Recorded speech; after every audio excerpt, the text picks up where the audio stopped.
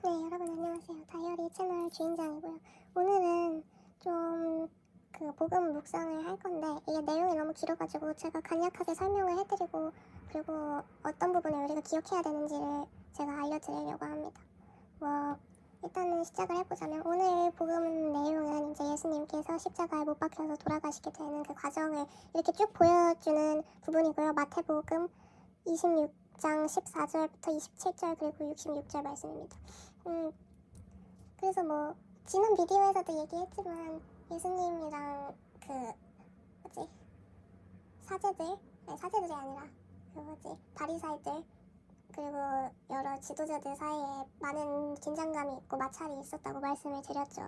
근데 그럼에도 불구하고 예수님께서 많은 사람들을 위해서 본인이 하느님의 아들이라는 걸 말로 증거해 주시고 설득해 주시고 그렇다 보니까는 사실 점점 많은 사람들이 믿게 됐어요, 예수님을. 근데 그렇게 하다 보니까 이게 정치적으로 조금 이렇게 문제가 됐었던 거거든요. 무슨 얘기냐면은 이게 어제 복음인데 제가 너무 바빠서 말씀을 못 드렸는데 여기 나와 있죠. 그 수석 사제들이랑 바리사이들이 모여가지고 저 사람이 저렇게 많은 증거를 보이고 있는데 우리가 어떻게 해야 되냐. 그냥 내버려두면은 다 예수님을 믿을 거고 그리고 로마군들이 우리를 이겨버리고 말 거다. 그렇게 얘기하니까 카야파라는 사제가 이렇게 얘기를 해요. 어떻게 얘기를 하냐면 예수님 때문에 모든 민족들이 다 죽는 것보다는 예수님이 우리를 위해서 죽는 게 우리한테 더 나은 일이라고 하면서 예수님을 죽이자고 그렇게 추진을 하게 되고 사람들이 거기에 동의를 하게 됩니다. 그래서 이제 오늘 복음에 이제 예수님을 따르던 제자 중에 유다라는 사람이 있어요. 근데 그 사람이 이제 사제들한테 가서 내가 만약에 예수님을 당신들한테 팔아넘기면 뭘 해줄 거냐고 물어봐요.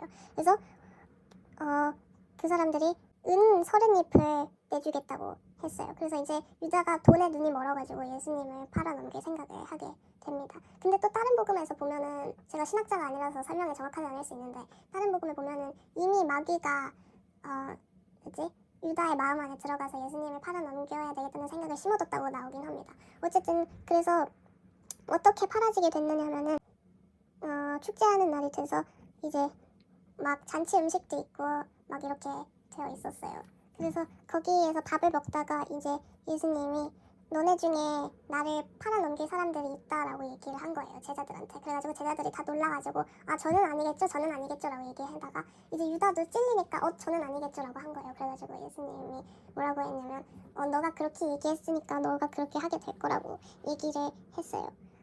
그렇게 하고 이제 다 같이 밥을 먹고 있을 때 예수님이 이제 빵을 들고 이게 유명한 장면이죠. 빵을 제자들한테 나눠주면서 이거는 내 몸이다라고 얘기하고 또 포도주 담긴 잔에 이렇게 쭉 들어올린 다음에 제자들한테 주면서 이거는 내 피니까 이거를 마시고 기억하라고 얘기를 하죠. 그러고 나서는 이제 예수님이 또 다른 예언을 하는데 무슨 얘기냐면은 오늘 밤에 모두 너희는 나에게서 떨어져 나갈 것이다 라고 얘기를 해요. 그렇지만 본인은 다시 살아나서 갈릴레아로 갈 거다라고 얘기해요. 그래서 그걸 듣고 있던 제자들 중에 베드로라는 사람이 모든 사람이 예수님을 버린다고 하더라도 나는 끝까지 버리지 않고 예수님을 따르겠다라고 얘기하지만 예수님이 너는 암탉이 울기 전에 너는 3번이나 나를 모른다고 할 것이다 라고 얘기를 해요.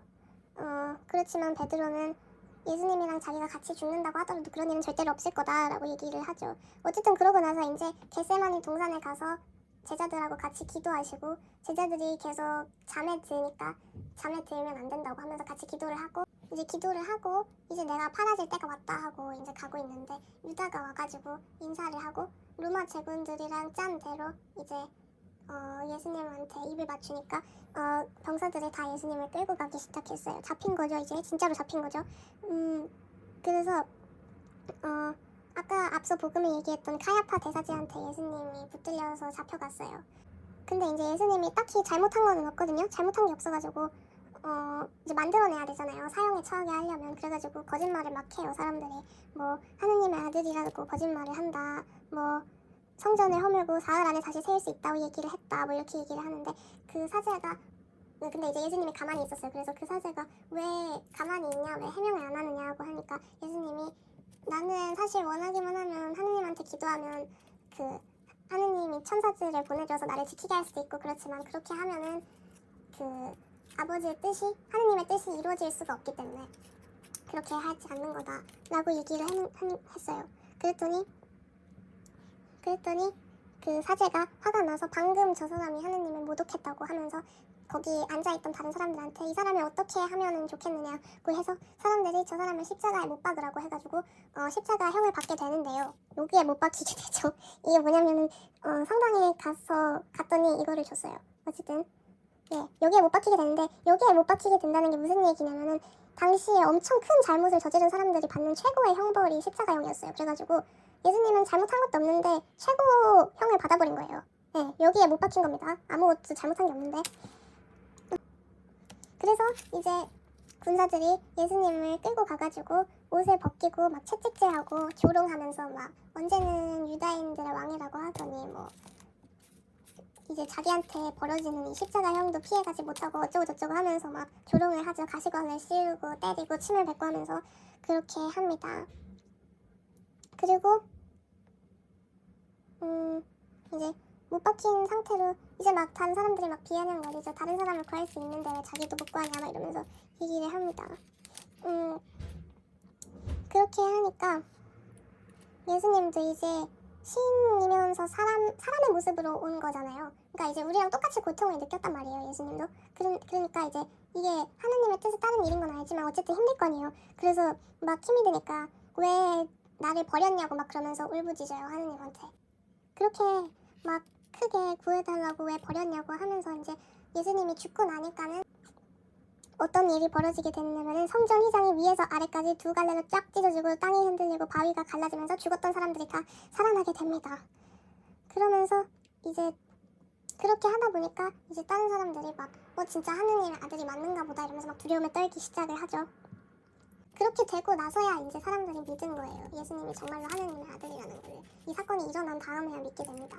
그래서 이게 그 이야기예요.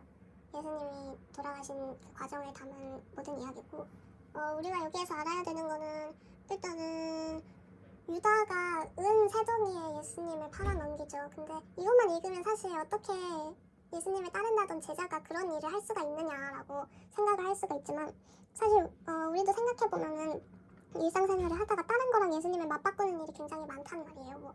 뭐 일이 바빠서 아니면은 뭐 돈 벌러 가야 돼서 뭐 그런 이유 때문에 기도하는 시간을 멀리하고 성경을 안 읽고 또는 정말 막 바쁘다고 막 이러면서 주일 미사를 빠지고 이런 일이 벌어지곤 하죠. 우리도 이게 유다가 은세덩이랑 예수님을 맞바꾼 거랑 별로 다를 게 없다는 거예요. 그래서 우리도 계속 이렇게 세상적인 것들과 예수님을 맞바꾸지 않도록 노력을 해야 된다는 게 첫 번째 우리가 알아야 될 거고요. 두 번째는 이제 베드로가 예수님을 모른다고 부인하죠. 3번 부인을 했죠. 정말 예언대로. 물론 이거는 하느님의 말씀이 이루어지기 위해서 일어난 일이지만 좀 잘 보면은 우리도 뭔가 사람들이 이렇게 눈치가 보이거나 이래서 신앙에 대한 거를 조금 이렇게 말을 안 하려고 한다거나 아니면은 사실은 굉장히 예수님을 사랑하지만 주변에서 물어보면 그냥 나는 뭐 그냥 성당만 다니는 거고 뭐 이런 식으로 얘기를 할 때가 있단 말이에요. 그래서 언제 어디서나 우리는 예수님을 당당하게 증거하는 사람이 돼야 되고 그래서 남 눈치 보느라고 그렇게 신앙을 저버리는 행동은 하지 말아야 된다.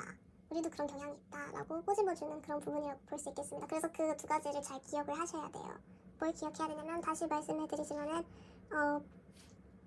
예수님의 세상적인 다른 것들과 바꾸지 않기, 예수님과 함께하는 그런 시간을 세상적인 것과 바꾸지 않기, 그리고 다른 사람들 눈치 보느라고 신앙생활을 소홀히 하거나 예수님을 증거하는 일에 소홀히 하지 않기. 물론 물론 강제적인 전도를 하라는 이야기는 아니에요 여기서.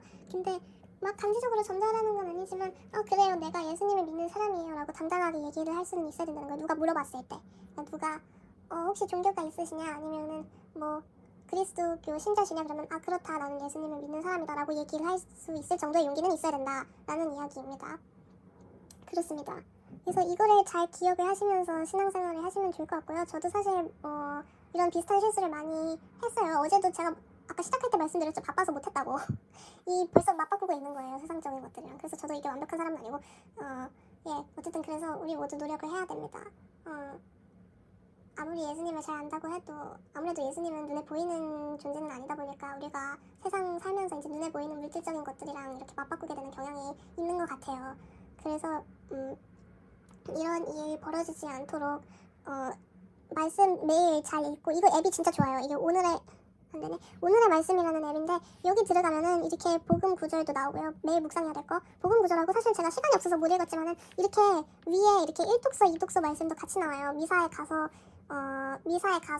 묵상하는 그런 부분들이 다 똑같이 나오게 돼요. 그래서 매일 미사를 참석하기 어려우신 분들이 쉽게 부담 없이 읽을 수 있고, 이거 핸드폰에서도 읽을 수 있으니까 이제 뭐 출근하거나 아니면 밖에 있을 때도 편하게 읽을 수 있고, 그리고 여기 묵상글도 있어요. 이렇게 묵상글도 있기 때문에 우리가 이 말씀을 통해서 뭐를 배워야 될지를 좀 더 잘 알게 되고, 이렇게 동영상도 있어요. 이 신부님이 그 신학들 전공을 하셔가지고 굉장히 디테일하게 설명을 잘 해주십니다. 그래서 이거를 이렇게 클릭해서 볼 수도 있고, 이거 읽기가 좀 그러면은 그렇게 할 수 있고, 이렇게 기록이 없네.